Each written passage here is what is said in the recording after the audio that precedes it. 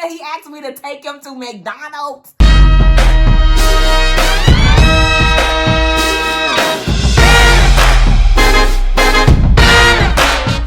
Hey y'all, welcome to my channel. My name is Jatarin Moore, and on my YouTube channel, I'm documenting my real estate journey as a wholesaler. In this video, I'm going to be talking about my first deal. Get somewhere where you can relax and just dedicate a few minutes with Jatarin, because I got to tell y'all, I joined Brent Daniels' TTP coaching program on Friday, September 3rd, 2021. In Brent's mentorship program, he has designed courses for his students to take before doing a deal and during your process of getting deals. Before I even started making any calls, I made sure that I watched every single last one of Brent's videos in his training course. I did not start making cold calls until Wednesday, September 8th of 2021. On Friday, September 10th, 2021, I got my very first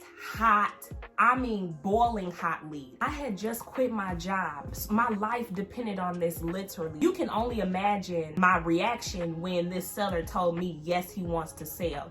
And in my coach's program, he teaches us to get the 4 pillars, which is motivation from the seller, the price the seller wants, the condition of the property, and the timeline that the seller wants to sell. When I tell you guys I got all 4 pillars, I got all 4 pillars probably within the first 8 minutes of the conversation. And when I tell y'all again, I was the most raggediest. I did not know what I was doing. I sounded just like a telemarketer. But this seller right here, he worked with me because I sounded obviously believable to him. I was professional enough to him, because once I got all 4 pillars, I went right out to the appointment. Yes, I did. I agreed to meet the seller around 4:00 p.m. on Friday, September 10th. Give you guys the 4 pillars of information that I got from the seller and where this lead came from. This lead actually came from me driving for dollars. I got in my vehicle and I was driving down the streets here in my market in Lansing, Michigan. I came across this property and I'm like, this looked like it might be a good house to target. So I added it to my list and I gave the seller a call. Now let's get down to the 4 pillars that I got from the seller. His motivation. He was an elderly man. He's like 70, pushing 80. Him and his son bought this property approximately 3 years ago. They planned to fix it up, and his son was supposed to move into the house, right? But his son ended up moving up north. I guess he met a woman, so he moved up north and he ended up staying up north.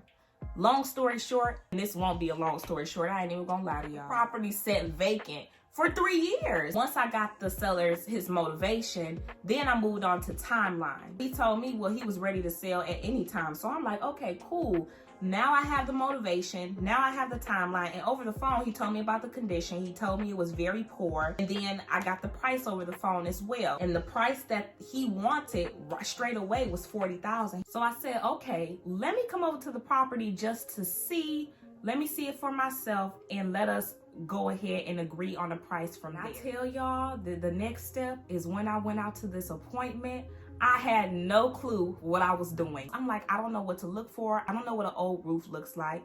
I don't know how to point out an HVAC or a good furnace or a good electrical box. All of that was foreign to me. So I did the best I could to look as professional and confident as possible. After seeing this house, I knew the Lord told me. I felt it in my spirit. I felt it deep down in my soul that I would not be able to put this house this property under contract for $40,000. After repair value on this property was like $107,000. But he wanted $40,000 for his property, and it needed like $50,000 worth of repairs. Come on now, man. Come on. And I knew that.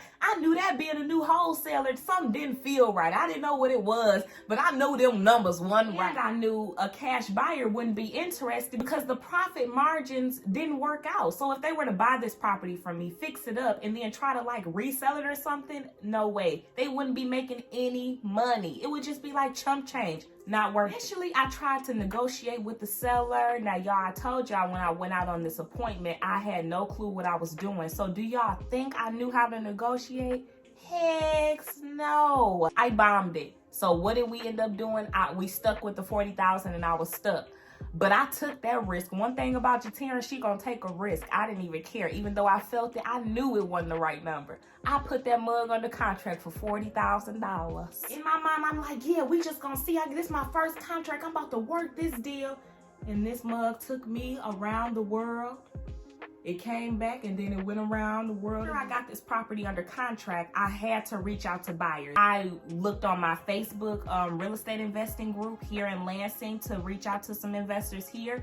And then I also pulled a list off of PropStream. And the list I pulled was cash sales for properties that had been sold within the last 12 months. So I pulled that list and I just started cold calling it just like that, just to figure out who may be interested in this property. I did not put down any earnest money deposit. So earnest money deposit is a good faith deposit. For this deal, I didn't have no money to put down. After talking to a couple buyers, building up a tiny cash buyers list, I had 3 people interested and say they will come and look at it. All 3 buyers came and looked at the property. All 3 buyers told me no, plain and simple. I had it at $40,000. One of them was like, can you take $15,000? I almost threw my phone.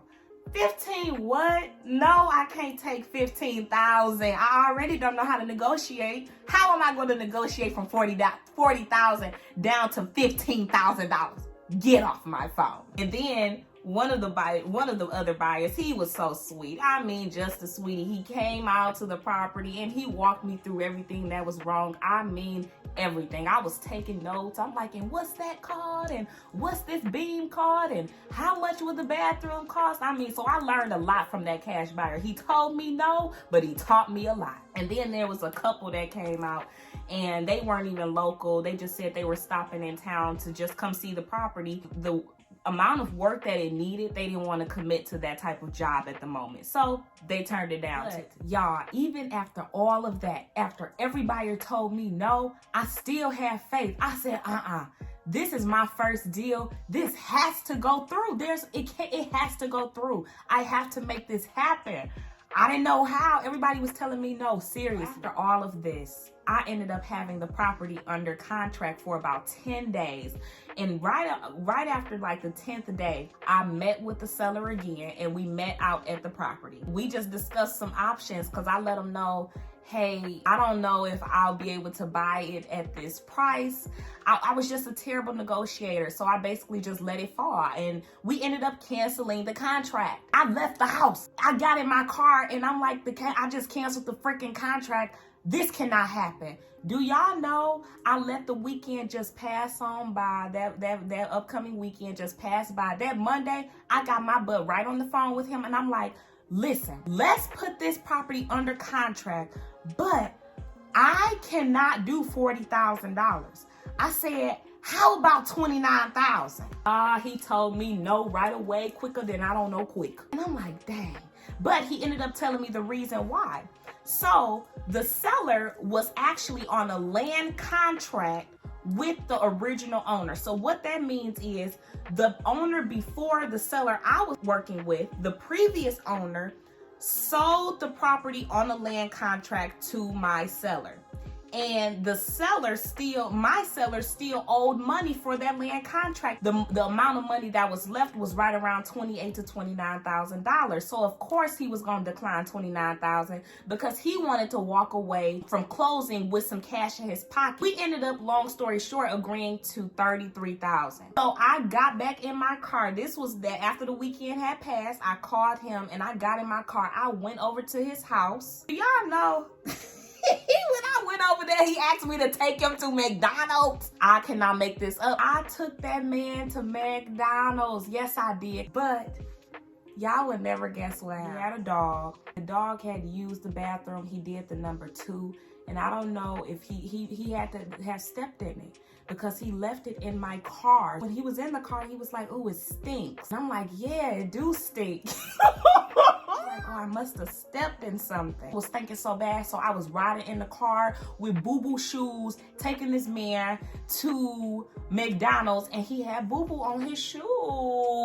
We get back to his house, we agreed on the price. So I sent the contract over to the title company. So because the property was on a land contract, I had to reach out to the land contract owner to have him fill out some documents as well. I had to go to his house and knock on the door. Do y'all know my heart, my mind, everything was just jumping and racing. The wife came to the door, and then I let her know, you know, who I was, because my seller had already let them know that he was interested in selling the property. The wife went and got the husband. He was very sweet as well, but he was in the middle of cooking dinner, so he tried to shoot me off. I'm like, listen, it won't take that long, please. He's like, look, I've been trying to get this property sold for 3 years. I'm not really, can it wait? I'm like, no, it can't wait. I'm here and I really want this to work for you guys. I'm going to make this happen. He let me know that he kept extending the land contract because my seller kept telling him that he wasn't done fixing it up and he needed more time. So essentially, the land contract holder, he was tired. That paperwork filled out, and then I left. Then the title company let me know that I had to have both my seller, so the seller and the land contract holder, fill out a land contract payoff. So I had to set up an appointment for all of us again to fill out some more paperwork. And I decided to set this appointment up at a local UPS store. The land contract holder was able to show up, but the seller wasn't. My seller wasn't. And why couldn't he show up, y'all? He got sick and he was in the hospital. I called him and he's telling me all about it, but he's like, Taryn, I want to get this done. The point of meeting at the UPS store was because we needed a notary. Since the seller couldn't come to the UPS store, I had to figure out how to get the notary to come to a hospital. I had to hire a notary. Do y'all know when the notary got there, the seller tried to act bougie and act like he didn't want to sign the documents? Y'all, I almost fell out. They almost had to take me to the ER. They almost had to put me in the emergency department and hook me up to all the tools and utensils. I'm like, listen, we have to get these documents signed. He's like, well, I'm not signing it until I see a price we agreed upon. I'm like, now you know, we agreed upon a price, $33,000. He's like, let me see it. Let me see the agreement. And thank goodness I had it on me. What if I would have left it at home, huh? I had the paperwork on me, thankfully. He looked at it. He saw that he was getting $33,000. And so then he signed the land contract payoff authorization document. Now I had to get this property sold. I found my cash buyer actually driving for dollars as well. So there was a seller. The same day I found my hot lead, this seller that I'm working with, I also found another seller who was interested in selling his property, but then he ended up changing his mind. So one day when I was doing follow-ups, like the 3rd week of September, I was following up with him to see if he still wanted to consider an offer.